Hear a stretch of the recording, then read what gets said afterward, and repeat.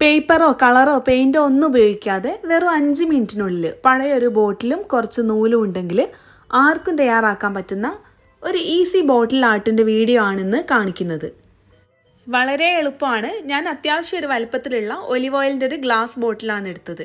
പ്ലാസ്റ്റിക്കിൻ്റെതാണെങ്കിൽ അത് എടുത്താലും മതി. പിന്നെ ഇതിലേക്ക് കുറച്ച് യാൺ വേണം. ഞാനിപ്പോൾ ഗ്രേ കളറിലുള്ള യാണാണ് എടുത്തത്.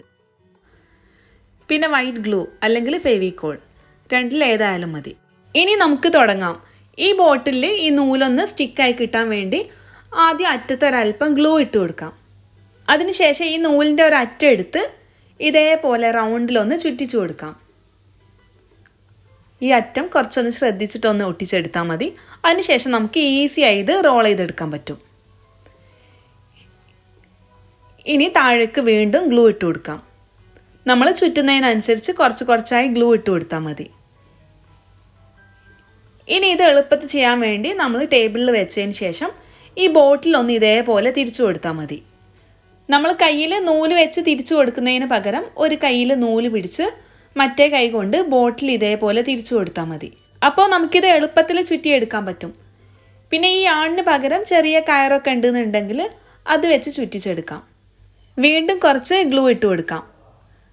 കുറച്ച് കുറച്ചായി നമ്മൾ നൂല് ചുറ്റുന്നതിനനുസരിച്ച് ഗ്ലൂ ഇട്ട് കൊടുത്താൽ മതി.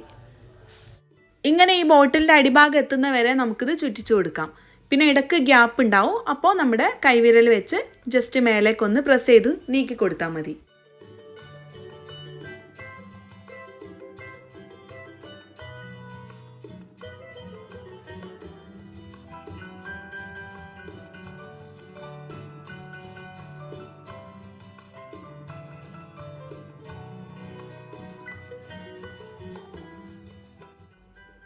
ബോട്ടിലിൻ്റെ ഏറ്റവും അടിഭാഗത്ത് ഒരല്പം ഗ്ലൂ കൂടെ ഇട്ട് ഈ നൂലിവിടെ ഒട്ടിച്ചെടുക്കാം.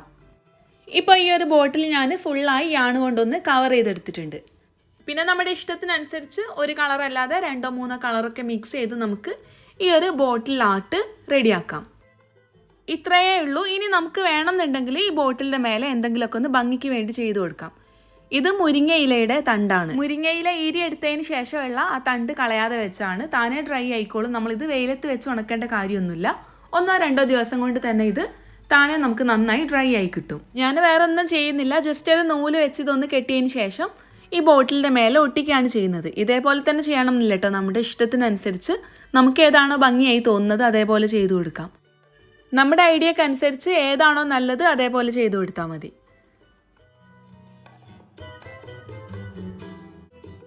ഞാൻ ഇതിൻ്റെ അറ്റത്തൊരൽപ്പം ഗ്ലൂ വെച്ചതിന് ശേഷം ഈ ബോട്ടിലിൻ്റെ മേലെ ഇത് ഒട്ടിച്ചു കൊടുക്കുന്നുണ്ട്.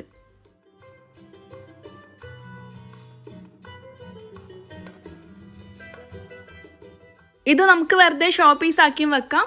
അല്ലാന്നുണ്ടെങ്കിൽ ഒരു ഇൻഡോർ പ്ലാന്റ്സ് ഒക്കെ വെച്ച് കൂടുതൽ ഭംഗിയാക്കാം. അപ്പോൾ ഈ ഒരു വീഡിയോ നിങ്ങൾക്ക് എല്ലാവർക്കും ഇഷ്ടപ്പെട്ടു എന്ന് വിചാരിക്കുന്നു. ഇഷ്ടപ്പെട്ടാൽ ഒന്ന് ലൈക്ക് ചെയ്യാനും ഷെയർ ചെയ്യാനൊന്നും മറക്കരുത്.